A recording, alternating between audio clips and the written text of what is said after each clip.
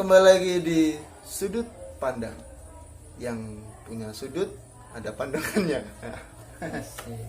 Ya, Sudut pandang. kita ngobrol perkara karya, perkara perjalanan, dan perkara nilai hidup. Sudah ada sobat bro sini, pakar biologi. Enggak pakar sih ya. Ya, namanya juga sharing kehidupan, ya biasa. Oke. Dan biologi. Apa sih itu biologi itu? Oke, baik. Sebelum saya mau klarifikasi ini, tadi ada penyebutan kata pakar, kurang elok. Iya. Karena di sini saya dari proses masih belajar, kita sama teman-teman. Di sini sebenarnya hanya sedikit pengetahuan tentang biologi. Alhamdulillah, saya tentang pemahaman saya tentang biologi itu, biologi berasal dari bahasa Yunani yaitu bios dan logos. Bios adalah kehidupan, sedangkan logos adalah ilmu. Jadi biologi atau bios dan logos itu adalah ilmu yang mempelajari tentang kehidupan, baik itu kehidupan manusianya, tumbuhannya, ekosistem dan sebagainya, itu dipelajari dari pelajaran biologi. Awal mula siapa sih itu yang bikin biologi? Nah, awal mula biologi itu sebenarnya ilmuwan Islam. Ada yang namanya Ibnu Sinan, dia itu adalah dokter, bisa dikatakan bapaknya dokter. Tapi semakin kesini ternyata ilmuwan-ilmuwan Islam kita itu semakin dikikis, semakin ditutupi oleh ilmuwan-ilmuwan yang modern. Contoh modern adalah Aristoteles, Charles Darwin, yang dimana penemuannya itu sekarang, bahkan sekarang ini penemuannya dipatahkan semuanya dari ilmuwan yang dia mengatakan manusia berevolusi ya, berevolusi manusia dari kera itu. Padahal dia sendiri tidak meyakini bahwa ketika dia mau meninggal, itu dia ditanya oleh muridnya bertanya, dia itu meninggal dalam keadaan bingung. Karena apa? Pertama, dia sendiri dia tidak mau mengakui bahwa dirinya itu berasal dari kera. Padahal teorinya mengatakan bahwa manusia berevolusi dari kera. Nah, ini di sini yang harus kita luruskan. Sejarah penemu Islam itu ternyata jauh lebih duluan daripada orang-orang yang modern. Karena seperti Ibnu Sinan itu kenapa dikatakan bapaknya kedokteran, karena beliau adalah seorang termasuk ulama, beliau penemu sains dari kedokteran dan sebagainya, itu beliau itu yang pertama kali. Nah, dikembangkan oleh sekarang, bahkan sampai sekarang masih dinikmati, dirasakan oleh sampai sekarang dari generasi sekarang, penemuan dari Ibnu Sinan itu. Nah, dari biologi yang pertama yang sederhana saja, tentang kehidupan sehari-hari. Itu yang ditanyakan itu apa tuh? Karena biologi itu luas. Jadi biologi itu sangat luas, sains itu sangat luas. Jadi biologi itu ada yang namanya genetika, pelajaran genetika, ada pelajaran namanya anatomi dan sebagainya. Itu banyak sekali. Virus. Nah, virus, baik. Corona kan sekarang tuh. Ya, sobat ya. Sekarang kan lagi corona. Bagaimana corona dalam kacamata biologi? Nah, oke. Dari pelajaran saya mempelajari tentang virus juga. Nah, di mana cara berkembang biaknya virus dan sebagainya, ternyata virus semakin lama semakin kebal. Karena yang pertama, contoh seperti pertanian. Pasti kita tahu semua ya kan, paham tentang pertanian, di mana pertanian itu kita selalu bereksperimen tentang pertanian.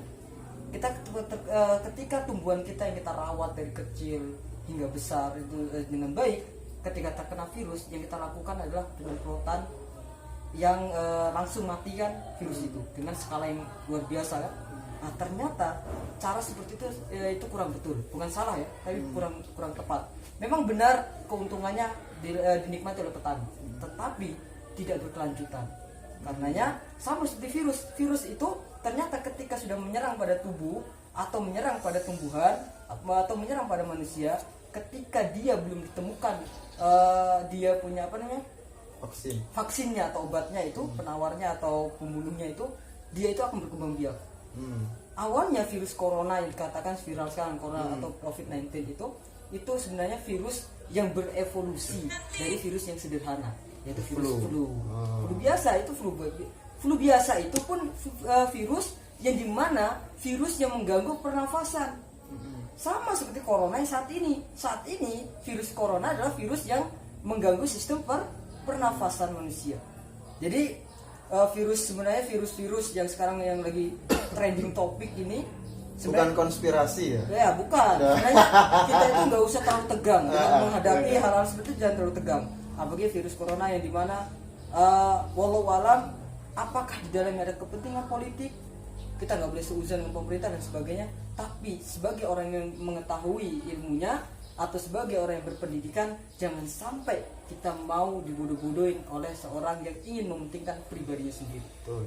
Jadi ketika ada fenomena seperti ini, virus corona dan sebagainya, kita hadapi. Entah itu memang ujian dari Allah, entah itu teguran dari Allah, atau benar-benar itu benar-benar harus kita benar-benar memang kita itu saat ini harus mendapatkan seperti itu. Karena yang pertama, kebanyakan sekarang kan kita lalai.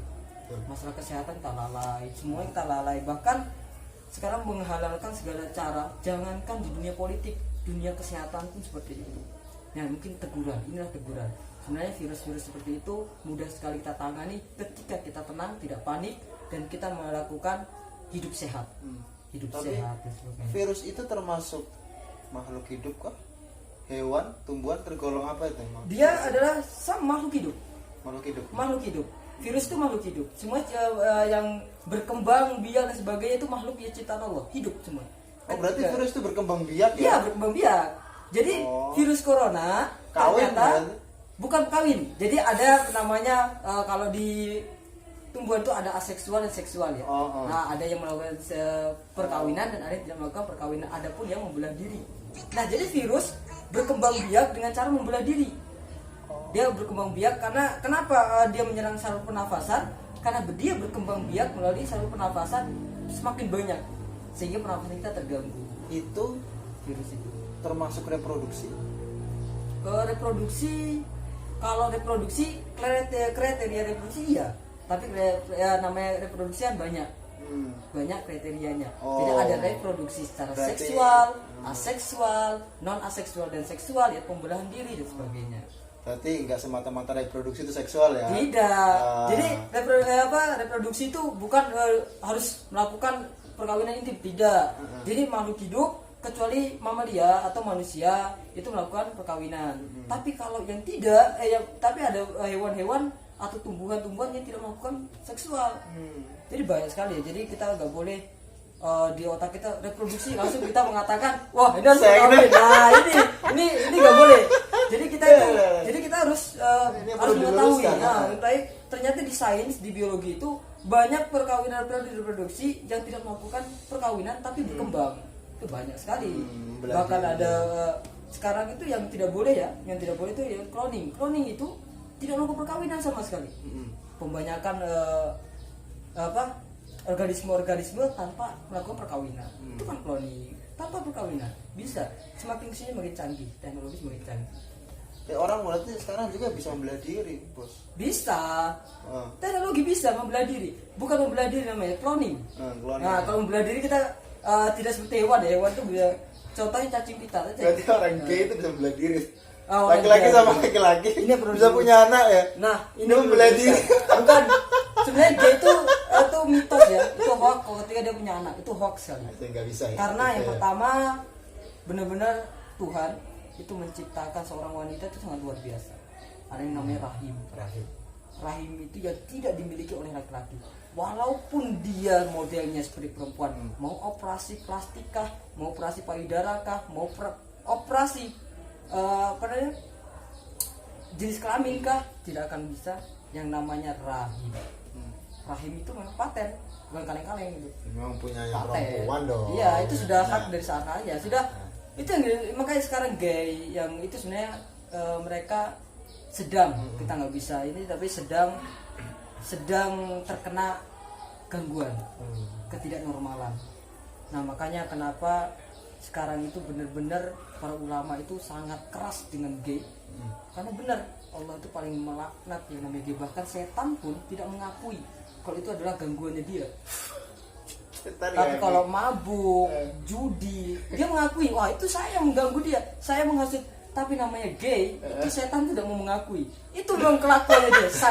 Saking bejatnya itu, saking bejatnya namanya gay. Bahkan Allah itu selalu mengazab wilayah yang ada gaynya. Bahkan di Palu. Nah, ini beritanya entah itu hoax atau benar, tapi kita ngambil pelajaran ya. Ternyata di Palu itu waktu gempa yang luar biasa dahsyatnya, sampai tanah dibalikan itu luar biasa mengerikan. Ternyata itu katanya itu habis ada perkawinan sejenis, 10 pasangan perkawinan sejenis. Jadi gay itu bener-bener kita harus perangi. Gay itu harus perangi, di samping memutus rantai generasi Indonesia, di situ juga akan menimbulkan banyak gejala penyakit dan akan menimbulkan azab-azab Allah yang lain. Gay itu pengaruh psikologi atau biologi? Nah, kalau gay itu psikologi ya, bukan biologi. Bukan psikologi. Psikologinya bukan ranahnya biologi. Bukan, ranahnya biologi itu ya tentang perkawinannya, tentang pokoknya kehidupan, tentang apa ya? Pokoknya perjalanan hidup manusia yang dimana prosesnya kenapa itu manusia bisa tumbuh berkembang. Nah itu salah satu ciri-ciri makhluk hidup. Tapi kalau masalah gay itu sudah kelainan. Nah itu makanya dikatakan dia perlu terapi otak. Sekarang gini, kriteria makhluk hidup itu apa sih? Kriteria atau ciri-cirinya ya, ciri-cirinya. Baik, ciri-ciri makhluk yang hidup atau hidup, makhluk hidup. Yang pertama yang jelas bernafas. Berarti virus itu bernafas ya? Virus saya belum mendalami ya, karena kita itu di biologi ternyata kita mau mempelajari tentang virus perlu media yang luar biasa. Tapi kita tidak pelajari sama-sama lah. Tentang virus-virus itu kita nggak tahu dia itu, karena kita membutuhkan alat yang luar biasa. Virus pun kita harus menggunakan mikroskop cahaya untuk mendapat melihatnya, saking kecilnya itu virus itu. Jadi kita nggak bisa, jangan sampai saya mengatakan kenapa tidak, ternyata tidak. Itu yang saya takutkan. Jadi kita nanti cari yang lainnya, cari ilmunya yang lainnya. Apakah dia, kita tanya yang lebih pakar tentang virus, karena ada ilmu tentang virus, ada jurusan virus juga. Nah, ada jurusan virus tentang virus sendiri ada. Makanya sekarang itu ada lab virus, mengembangkan virus baik, virus jahat dan sebagainya, itu ada sendiri. Terus tadi berarti pertama dia bernafas. Nah, yang kedua membutuhkan makan dan minum. Membutuhkan setiap manusia, setiap tumbuhan, bukan hanya manusia, semua tumbuhan yang hidup, makhluk hidup itu membutuhkan makan dan minum. Pasti itu membutuhkan makan, bagi tumbuhannya, hewannya, manusianya pun pasti membutuhkan makan dan minum. Itu ciri-cirinya. Ciri-cirinya. Yang selanjutnya bergerak. Nah, dikatakan hidup bergerak. Makanya mesin hidup kalau kan dia ada pergerakan karena dia hidup. Iya. Manusia pun begitu, dia bergerak itu ciri-cirinya dia adalah makhluk yang hidup. Ada bergerak, terus selain bergerak bernafas. Berarti kalau manusia nggak ada pergerakan itu manusia mati. Mati. Jadi dia tidak ada pergerakan. Itu dia mati. Makanya orang hidup kalau dia tidak melakukan apa-apa itu sia-sia hidupnya. Seakan dia mayat hidup. Dia tidak ada pergerakan sama sekali. Nah, di sini yang perlu kita sampaikan juga sama-sama, bahwa kita pecinta dunia pendidikan, bahwa kita tanamkan kepada anak-anak kita semuanya bahwa ketika kita memiliki ilmu sedikit, ilmu yang sedikit yang kita pahami, bukan yang kita tahu ya, tapi yang kita pahami, maka bergerak untuk menyampaikan, bergerak agar Indonesia ini semakin kedepannya semakin maju, semakin baik, maju, berakhlak baik dan sebagainya. Pergerakan penting ya. Pergerakan penting.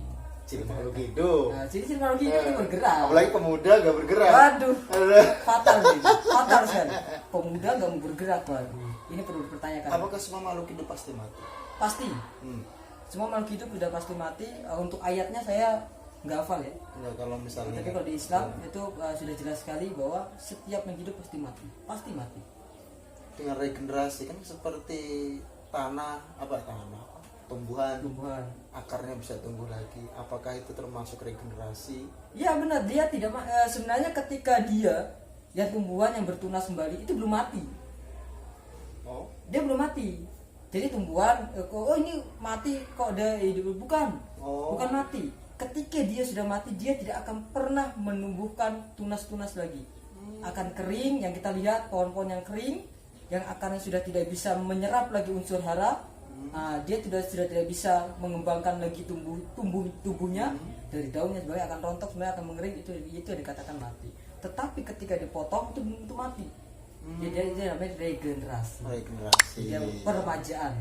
Makanya sekarang tuh banyak metode-metode untuk tumbuh-tumbuhan atau apalagi buah-buahan, kita meregenerasikan tumbuhan itu dengan cara penebangan, mengikis, karena dia akan menumbuhkan tunas-tunas muda lagi yang luar biasa. Iya. Biologi itu apakah ada batasan-batasan dalam pembahasan? Sebenarnya pembatasan dalam biologi itu, biologi sebenarnya pelajaran yang dimana banyak sekali pecahan-pecahannya ya. Banyak, jadi jurusan-jurusannya itu banyak. Jadi biologi itu sebenarnya luas, sangat luas. Bahkan kedokteran pun bisa dikatakan sains yang dari dasarnya dari biologi. Karena mempelajari tentang kehidupan manusia, hewan dan sebagainya. Di situ dikembangkan lagi, semakin mengerucut jadi kedokteran. Jadi entah itu jadi apa lagi ya, selain kedokteran tuh yang dari biologi, sains itu dari kimianya itu, pembuatan bom dan sebagainya itu kan dari biologi awalnya. Dari biologi. Farmasi juga berarti. Kalau farmasi itu seperti pengobatan. Pengobatan ya. Pengobatan dasarnya itu awalnya itu dari sains. Itu semua dari sains. Sebenarnya biologi itu sudah pecahan ya. Pecahannya sains. Sebelumnya sains. Tapi biologi itu sudah pecahan. Jadi biologi sudah lebih mengerucut lagi biologi. Nah, nanti ada lagi perkembangan lagi ilmunya, ada banyak, sangat banyak. Bahkan kimia itu termasuk sains, fisika termasuk sains, matematika termasuk sains. Berarti ketika mempelajari biologi hanya biologi saja nggak bisa ya? Nggak bisa. Harus runtut. Kalau kita ingin mengetahui, makanya kita itu seorang orang tua yang ingin anaknya mengetahui semuanya. Sama seperti di dalam sekolah, pelajaran kan banyak itu. Bahasa Indonesia, bahasa Inggris, terus PKN, sejarah dan sebagainya. Kita ingin anak kita menguasai semuanya. Ternyata di dalam pelajaran sains, ternyata seperti itu, mesti ada pecahan-pecahan. Ingin anak kita itu ingin yang lebih kemana? Condongnya kemana? Apa ke kimianya kah? Fisikanya kah? Biologinya kah? Nah, itu masih banyak.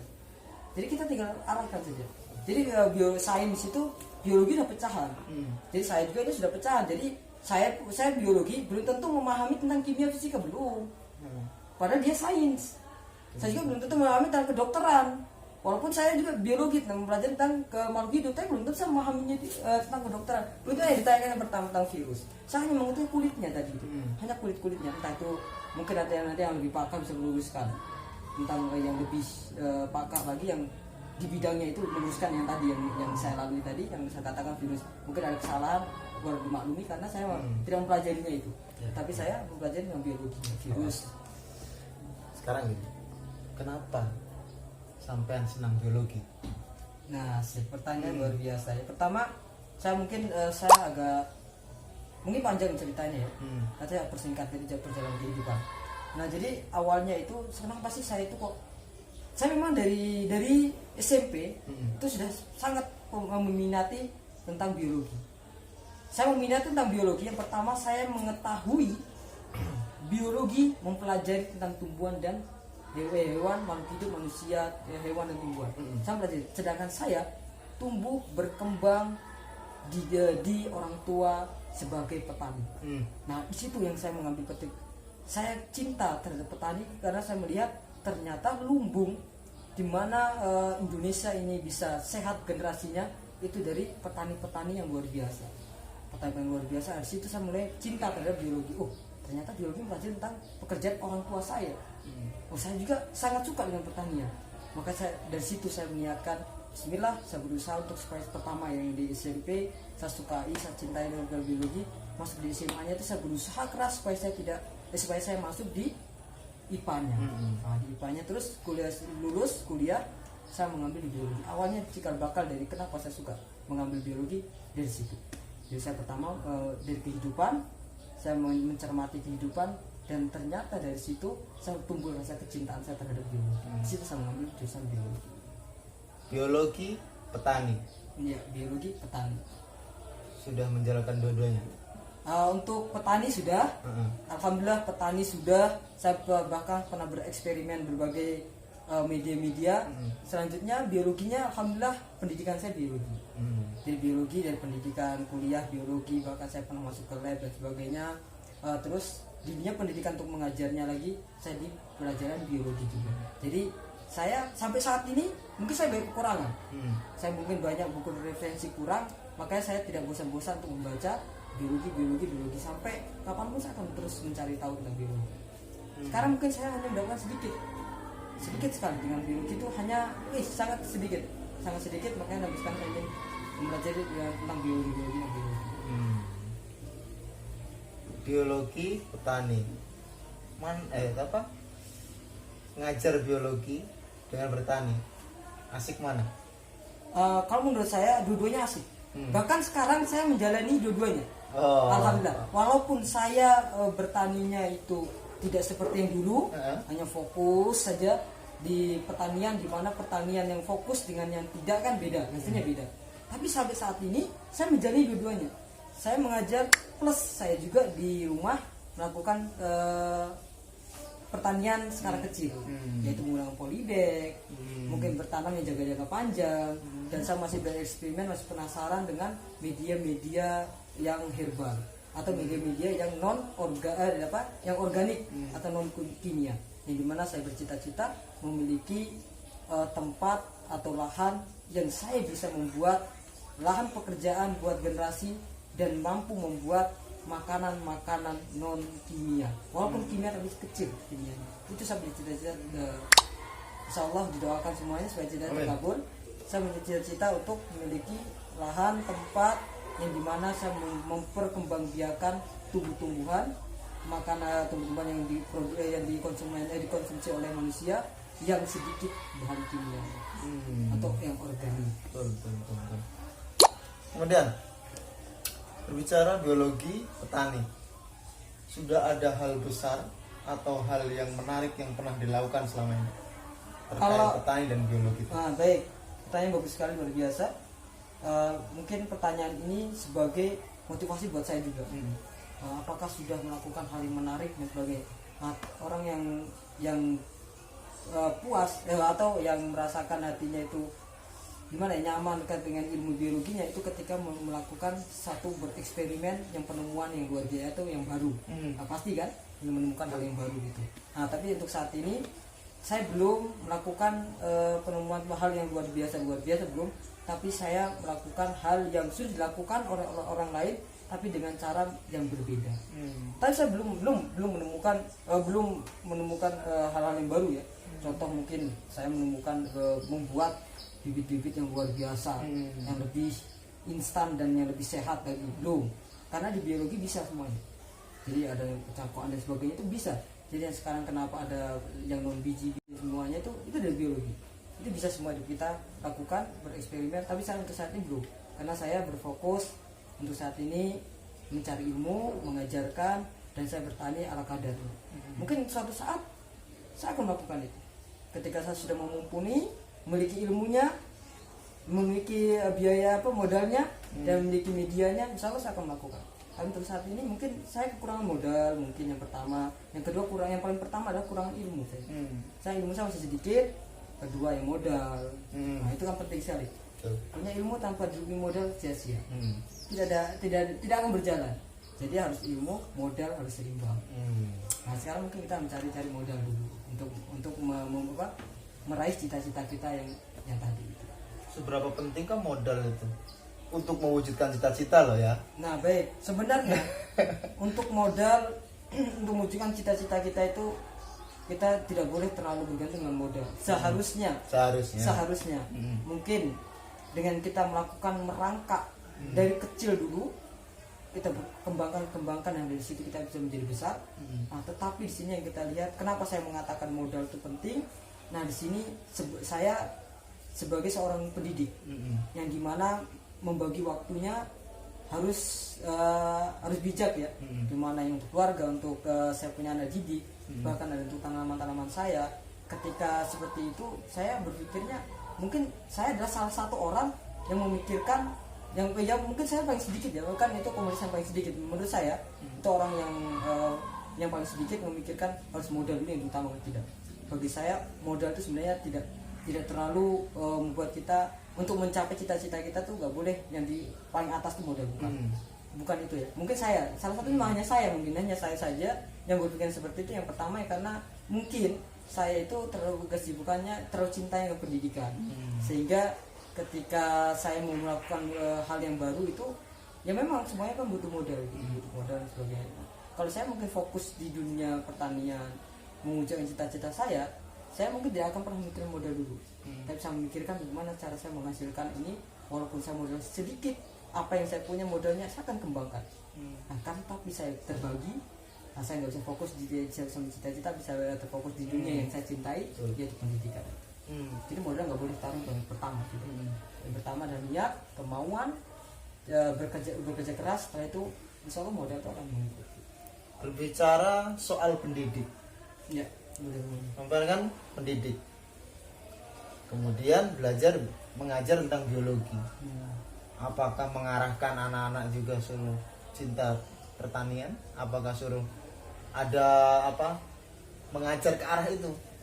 Baik, Memberikan motivasi, besok jadi petani loh, nggak jadul.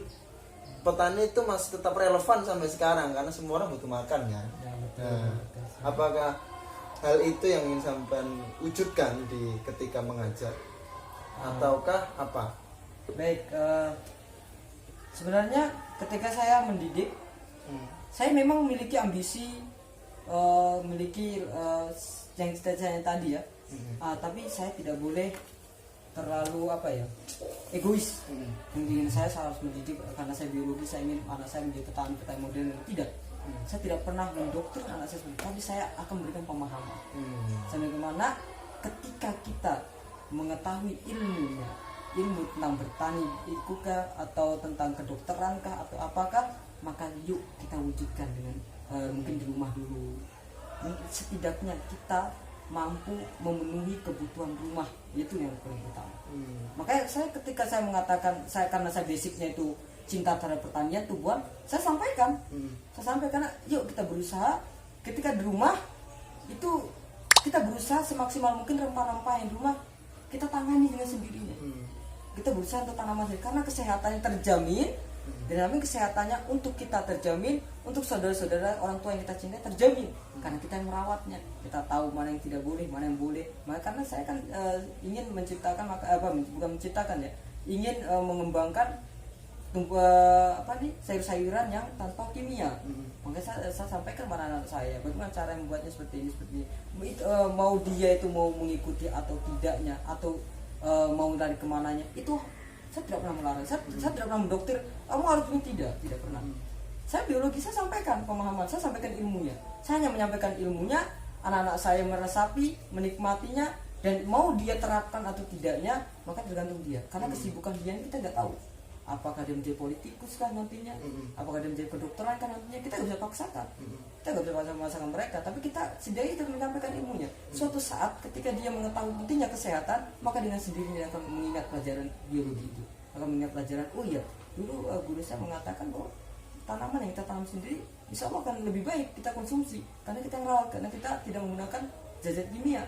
Nah, dengan sendirinya nanti kita sampaikan kebaikan, sampaikan ilmu-ilmu itu, kebaikan-kebaikan yang insya Allah nanti bermanfaat, entah itu 10 tahun, 5 tahun, entah itu kapanpun dia akan bermanfaat untuk dirinya sendiri. Tadi disinggung masalah petani organik kan ya, Iya, jadi organik kan ya, iya, kan alami. Sekarang ini kan teknologi berkembang pesat, Iya betul. Iya kan? Betul.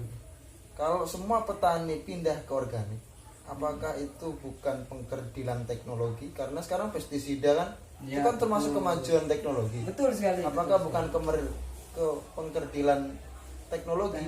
Apakah kita nggak ingin maju dengan pestisida, dengan yang canggih-canggih lah sekarang? Contohnya pestisida lah yang paling seru lah. Iya benar.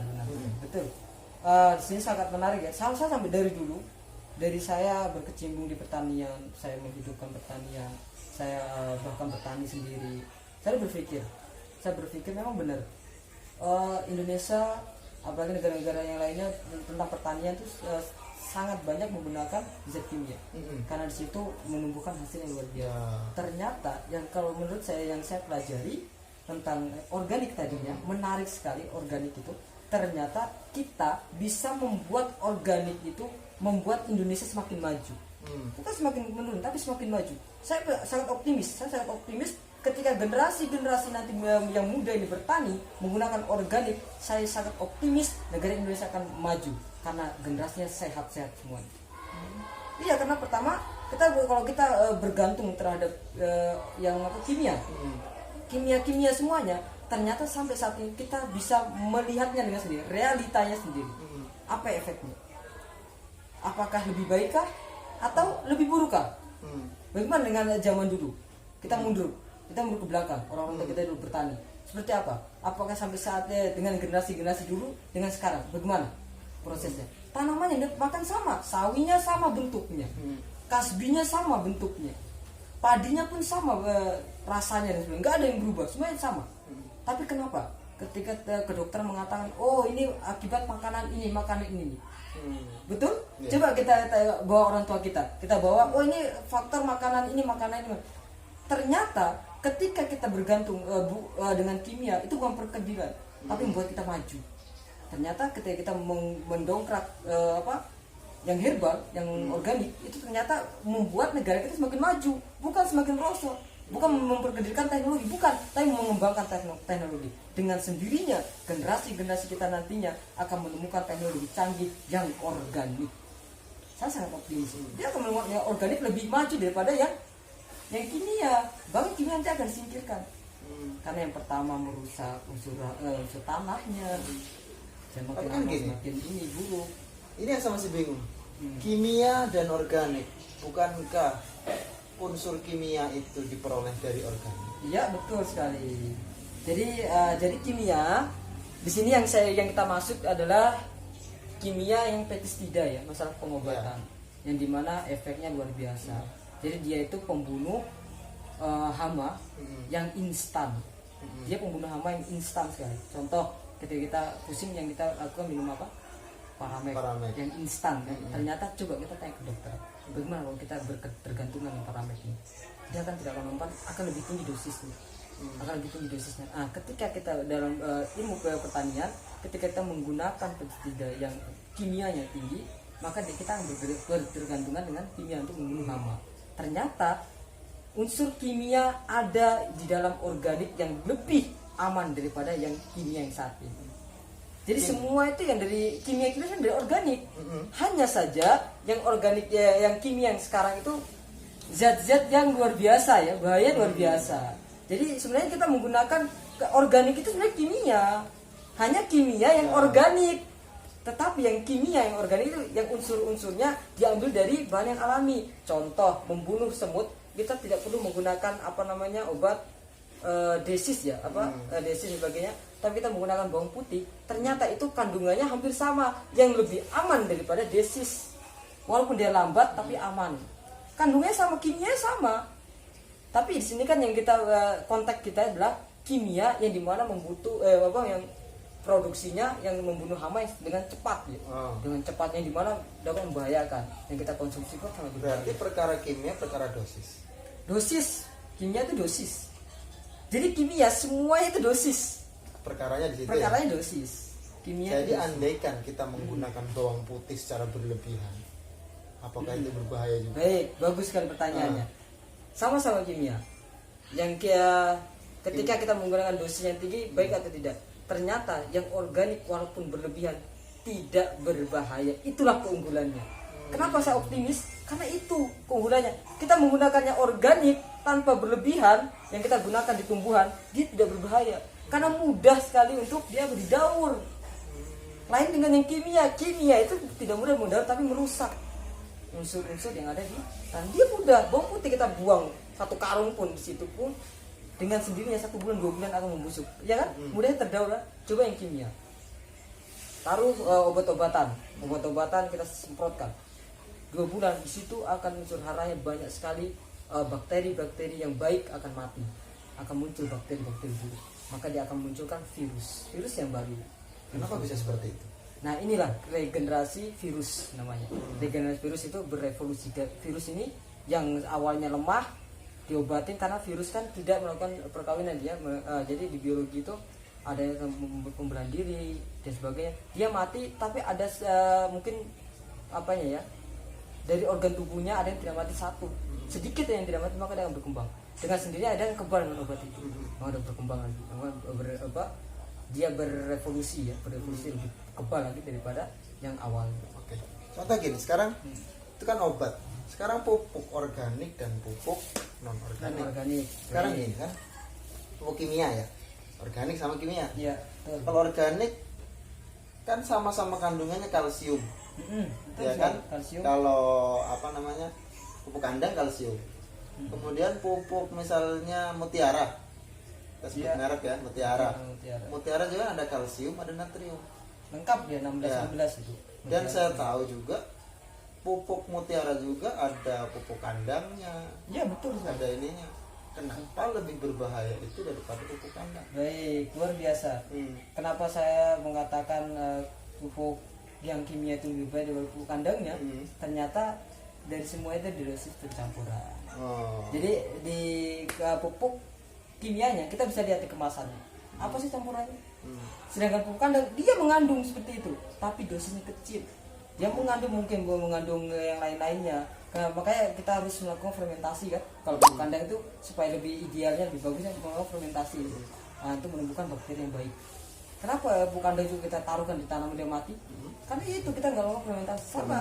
Nah, sedangkan yang di kimia itu campuran yang sangat banyak, kimia yang sangat banyak, yang dimana ternyata potensi untuk merusak unsur hara tanahnya itu lebih besar daripada pupuk kandang itu. Jadi potensi untuk merusaknya membuat rusak unsur kandungan dalam tanah itu lebih besar daripada pupuk kandang. Pupuk kandang pun dia potensi tidak ada potensi merusak. Dia tidak ada untuk merusak, bahkan walaupun dia ada pertama itu punya zat-zat yang berbahaya untuk tumbuhan, tetapi dia tidak merusak tanah. Tapi kalau yang di kemasan kita bisa lihat situ, saya lupa ya apa saja itu yang di merek di pupuk itu ada itu. Saya masih ingat dulu, saya sering membaca itu, saya sering melihat ternyata tumbuhan ini ketika usia segini sangat membutuhkan seperti ini, makanya saya kolaborasikan dengan pupuk. Dulu saya masih menggunakan pupuk kimia, masih menggunakan pupuk kimia. Makanya saya bercita-cita memiliki pupuk organik, mengembangkan organik yang luar biasa besarnya sehingga semua petani menggunakan organik. Memang sekarang kenapa terkenal organik itu mahal?